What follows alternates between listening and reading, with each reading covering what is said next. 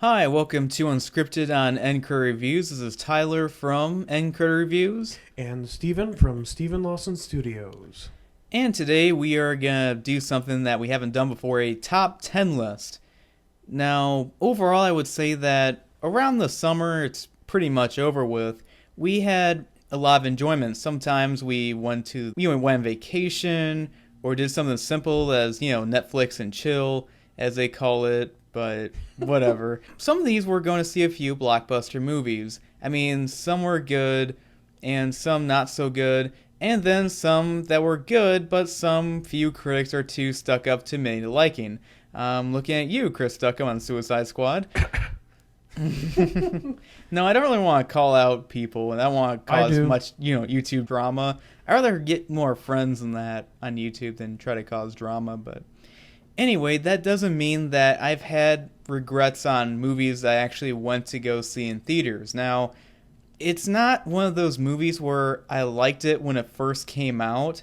It's one of those where, it's not like one where I saw it, I liked it, but then rewatching it didn't stand the test of time. These are ones that I regret as soon as I walked out of the theater.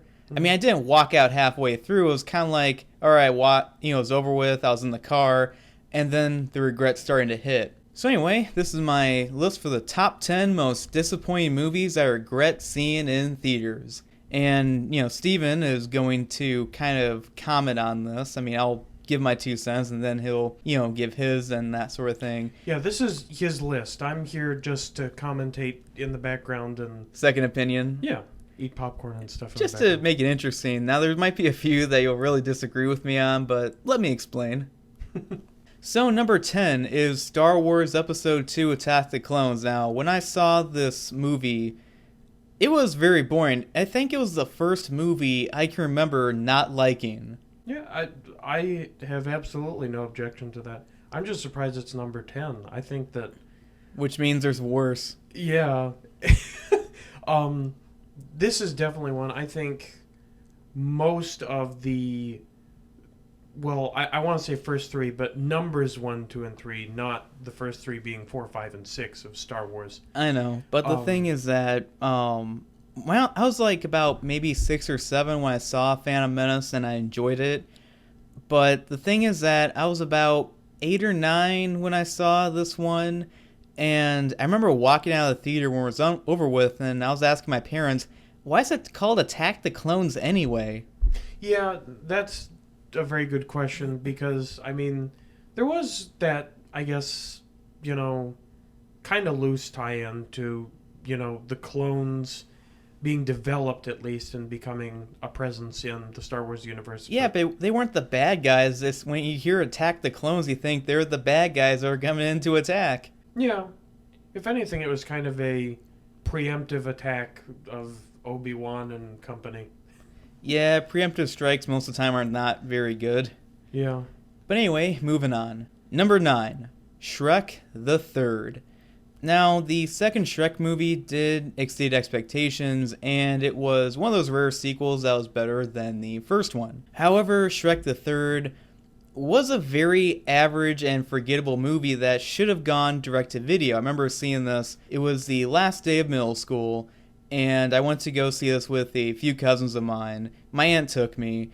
And when it was over with, I looked at them and say, was it me or was this too short? And they're like, yeah, it was kind of too short in a way. I honestly don't even recall Shrek the Third very much. I recall the Shrek movies kind of as a blob conglomerate of movies. And I thought overall they were, fairly decent for what they were. But...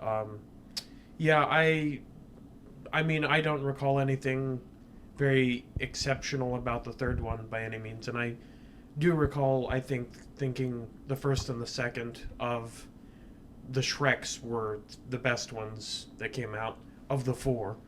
Yeah, I would say that if you want to see a really good spin on fairy tales, read the Fables graphic novel series. That does fairy tales much better justice in every way, shape, and form compared to the Shrek franchise. And it's also for adults too, so it doesn't really pull any punches.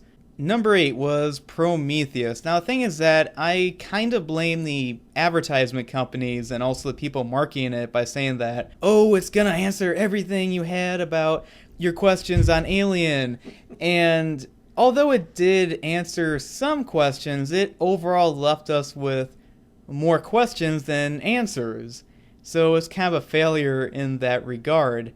And what made it disappointing too is that Ridley Scott, who directed the first Alien, directed this movie. But I did hear he's going to direct the next Alien movie, so hopefully he redeems himself. I heard there is actually going to be a sequel to Prometheus as well, and it was scheduled for 2017. I don't know if it still is. Probably. It still is. Okay. But yeah, this movie definitely got a lot of flack. I don't quite agree with as much of the hate that seems to go towards it as a lot of people give it. I personally see it as kind of a mid-grade, B-grade movie, and not as in like B movies as in B movies are bad. I think it was, fairly decent for what it was, but it sure didn't answer all the questions. That's a very, reasonable, claim on the people who criticize it. That's very true. Well, I do think that it's more watchable than Alien Resurrection. Yeah, that's not saying a lot, though. Yeah, no, it's not the worst Alien movie out there. So, yeah, anyway, moving on. Remember my warning from earlier, Steven? Yeah. Well, here's number 7 is Transformers Dark of the Moon. I had a feeling this was going to be one of them. Yeah. I mean, Revenge of the Fallen was one of those movies that wasn't as bad as everyone said it was. I enjoyed it, and it's a popcorn flick. That's how I see it. It's a entertained movie you go see with your friends, and you have a good time.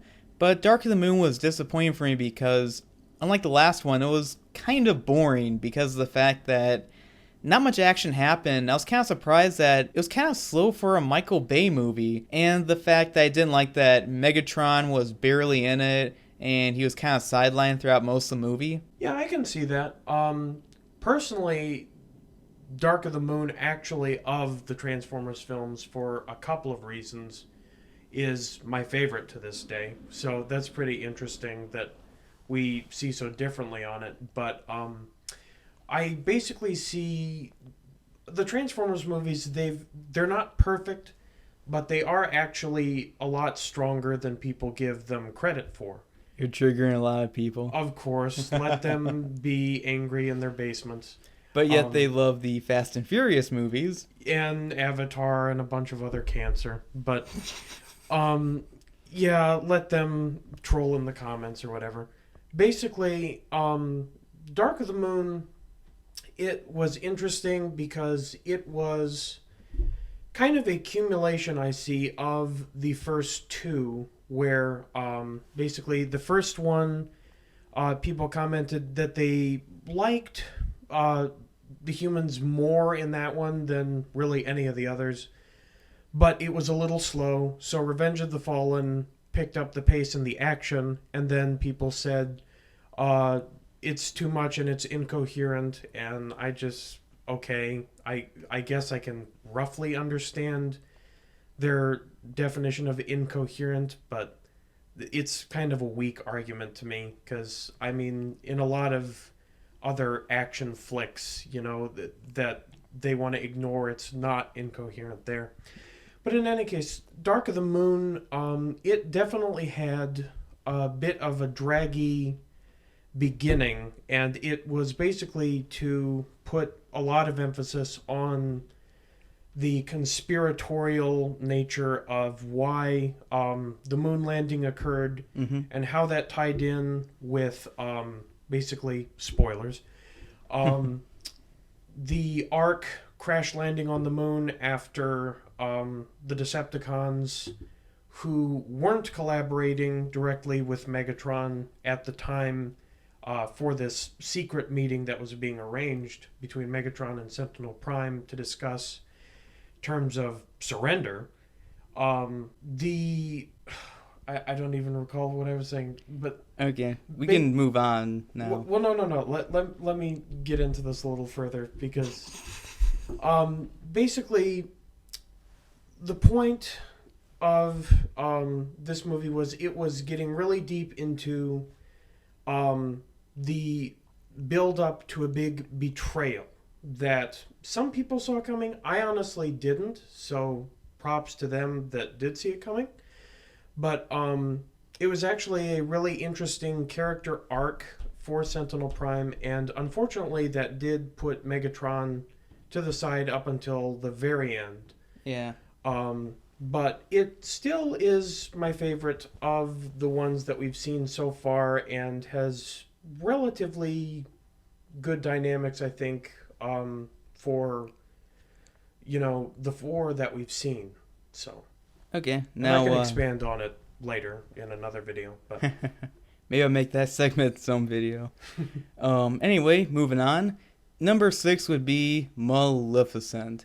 Now, I'm a Disney fan, and I really like the Disney villains, so I heard that they were going to make a movie on Maleficent. I was very excited, and although Angelina Jolie was great as the title character, all the other changes that they made from the Disney animated movie were not very good. I mean, why is Maleficent the hero? Why did they make the king the bad guy? Why did they make the Prince Charming character a useless character? And on top of that, why did they make those very likable fairies a bunch of annoying and unlikable trio? And then finally, I know minor spoilers, but why does the Raven Crow or whatever change into the dragon, but not Maleficent? I mean, come on, did you even watch the movie, Sleeping Beauty? Personally, I haven't even seen this movie, the Maleficent, that is. I've seen Sleeping Beauty, but much better movie. I heard a lot of bad things about this, and I'll probably see it at some point. From what I'm hearing, though, about the crow and stuff, that sounds like just a stupid decision on their part. And as for the explanation of why she was seen as the good guy, and the king was seen as the bad guy, we've seen that before in a lot of, at least modern media, of trying to, twist the story of, which is a bad idea. In some cases. I'm actually not entirely convinced in all of them. Again, I haven't seen this, so it's... Damn you, Frozen. But, yeah, basically... And Wicked. I can completely understand why they did this. For example, Suicide Squad just came out, and it's a story about anti-heroes. Yeah, but they're still bad. They didn't they didn't make them completely sympathetic heroes, all of them. That's fair. And make the good guys the bad guys. Yeah, that's true. I mean, I guess you could argue Amanda Waller, except she was never a good guy if you actually read the material. Or a guy. True, yeah. Did you just assume my gender? Triggered.